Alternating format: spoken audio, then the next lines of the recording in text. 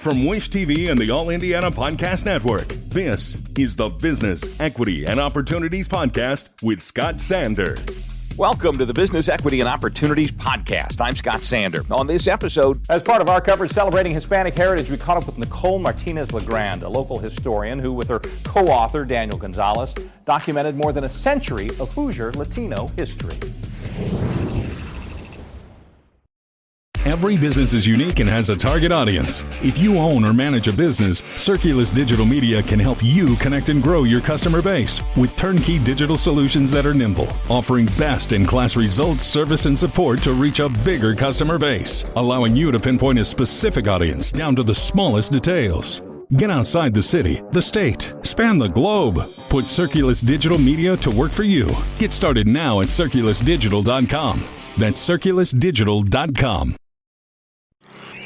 My name is Nicole Martinez-Legrand. I am the Multicultural Collections Curator here at the Indiana Historical Society.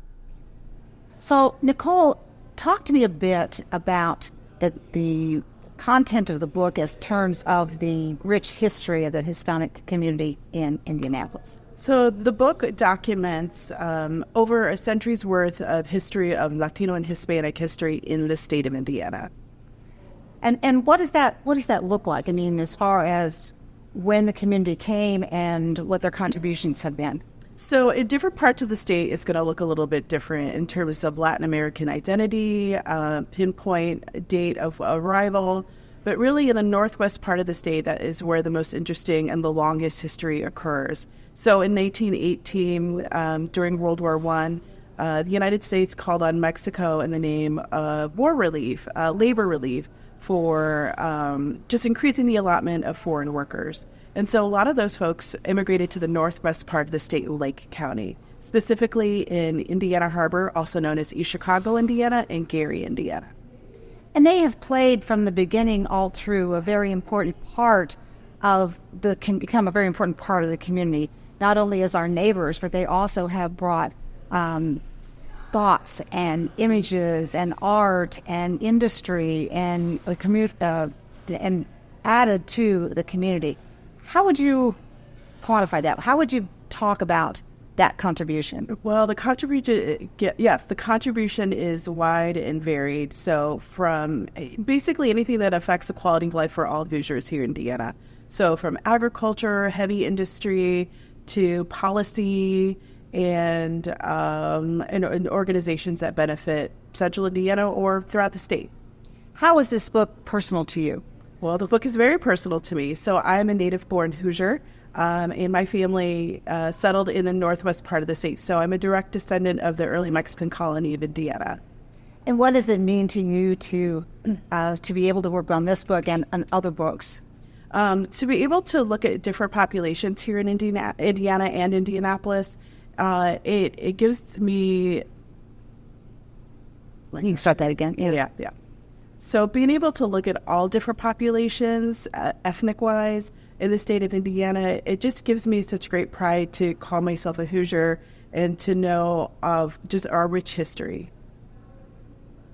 Probably worked for but I'm going to ask one other quick question, because I know the Hispanic community in particular are very proud to be Hoosiers. Can you address that kind of pride? Yes, Latinos are very proud to call themselves Hoosiers or Latino Hoosiers, or to express that duality of being both, American and whatever Latin American identity that they identify with.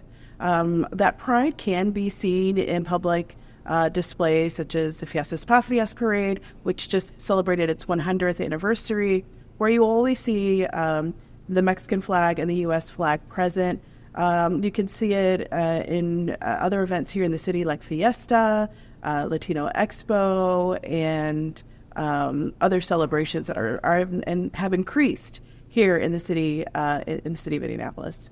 I think it's important, and I may be bouncing around on some of this too. I think it's important to note too that this is one culture that is proud of their heritage and proud to share it, which has helped in the fabric of Indiana by sharing the multicultural aspect of it. How do you think it has been received, and how important is that cultures can celebrate their heritage and still be a Hoosier? I may have said that right. I know. I'm like, that's a loaded question. Yeah. Can you reframe that? What I'm trying to lead you into, and I'm not doing a very good job of it. No, you're fine. I need more coffee. Is that Hispanic community is very proud of their heritage, and they're very proud to be able to share it, both with other Hoosiers, and so that they can, but also to enrich our own community by when we have multicultures sharing their heritage with us, it makes us better. Yes. So that's why I'd like to get to how, and I think the Hispanic community has been very a leader in that. Yeah. When we're talking about different cultures in Indiana, to being so gracious to share their culture with us, so that we can all benefit from it.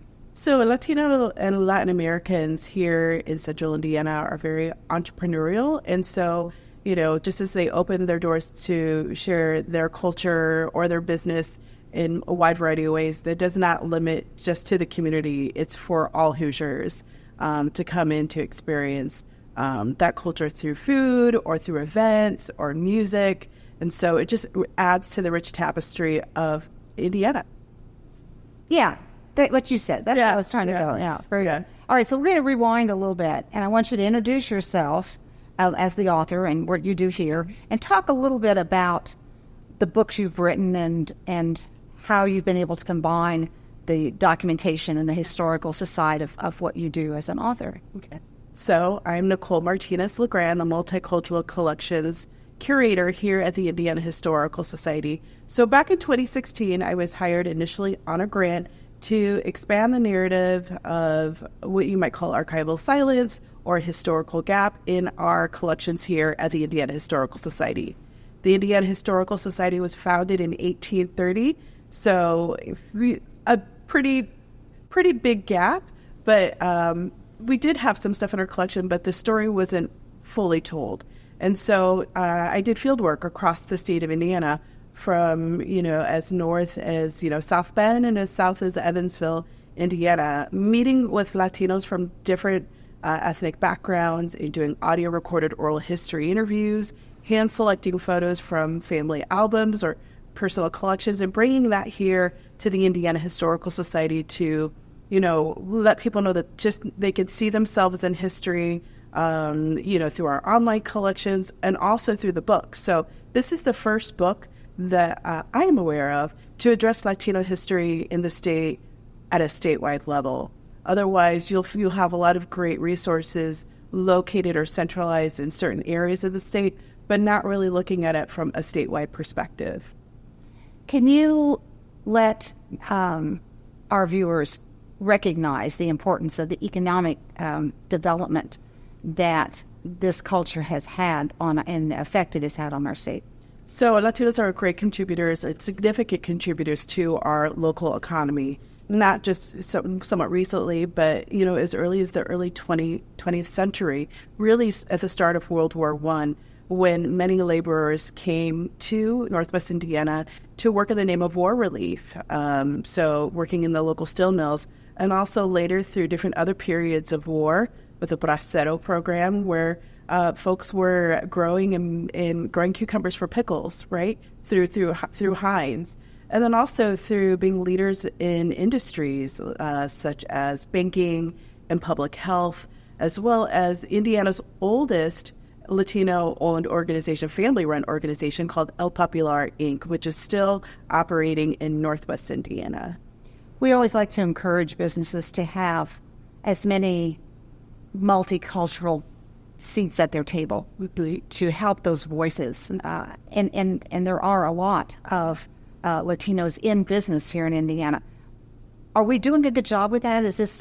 Are we making some inroads? Can we do better? What is the importance of having that voice at the business table? So by having people from multiple different ethnic Latin American backgrounds, you're going to get a lot of people from different belief systems, different values. Latinos are not a homogeneous group. And so to really kind of capture that diversity, as you said, at the business table, possibly on boards, or just having a voice at the table, does not represent the group as a whole, but I know that organizations here in Indianapolis, central Indiana, throughout the state are rapidly increasing that voice at their table. They want to be reflective of the community that they likely serve. And so sometimes that happens a lot faster than one person can or one organization can think. How important it is to community organizations and to businesses to be more steadfast in increasing their bilingual abilities. So it's important for organizations to increase their bilingual capabilities or how they want to get their message out.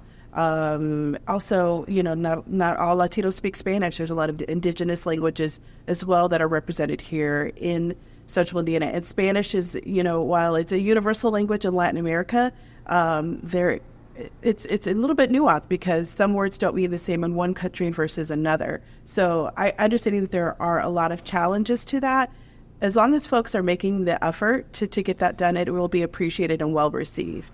Well, talking about making the effort, as you were writing this book, were there surprises or heartwarming things that just really made you know, hey, I'm on the right track to put this together, but also warmed your heart a little bit on the way? So collecting all of these histories and trying to develop a theme was a little, not difficult, but, it was just really widespread. And so when we did the exhibit in 2018 and then began to write the book in 2020 and 2021, there were many different stories that we wanted to include. So we included about, I think less than half of the total stories that we collected. I think the most heartwarming part or surprising part is that a lot of people, especially in the early community in Northwest Indiana, seeing other people in other people's photographs, recognizing to show how tight-knit this community was. By 1930, there were about 5,300 Mexican nationals in just one area alone in Indiana Harbor, not including Gary, but just being able to see, my family members as well. And so I do talk about that a lot, but being able to see people at different stages of their lives participating in community events or just being a part of community. What's up next for you as a researcher and author? Well, I continue to do a lot of in-depth research based off of the book. I do write a lot of blogs for our institutional blog, diving into that and then diving into new narratives. I'm really excited to do more research on Indianapolis's Los Barrio or El Barrio, a neighborhood that once existed just on the east side of Indianapolis or east side of downtown Indianapolis. And so continue to working on uncovering those lesser-known narratives. I love it. I need to keep up with that. We're good? I actually have a question. All right. You can address the answer to her. What you touched on it a little bit, where you're like seeing people's family members in these little photographs. What sort of feedback have you gotten from not just Latino community, Latinx community? Yeah, it was whatever term. Okay. Yeah, it's a personal preference. Okay, yeah. Great. Yeah. And also the Hoosier community as a whole. Like seeing other people's... Yeah, like what sort of feedback have you gotten from your research, from the book? The feedback that I receive from people who become newly acquainted to my work, had no idea about, even though they're Latin American or have Latin American heritage and have been living here in Indiana for all their lives or for such a short time, is that they did not realize how long we've been here and how you haven't really seen that in any other kind of public spaces like museums. And so they're just kind of just taken back. And then also it deepens their sense of pride to call themselves a Hoosier and just to know that there were so many people before them just like them throughout history who've not been recorded in history books and are now taking center stage and just showing how deep and varied that pride is here in Indiana. Our thanks again to all the contributors who joined us for this episode of the Business Equity and Opportunities Podcast. We hope you found it enlightening, useful, and inspiring. You'll find more information about the show on our website, beoshow.com. You can watch Business Equity and Opportunities Sunday mornings at 10 on Wish TV or live stream it through wishtv.com. Each week we provide 7 full segments with topics ranging from how to get started and how to access capital to the day-to-day running of your business and questions about accounting and bookkeeping. We feature business news and trends and always share a success story from one of our contributors. Join us next time for more insights into the world of small business. Be sure to sign up for our Business Equity and Opportunities newsletter to get even more valuable, up-to-date information.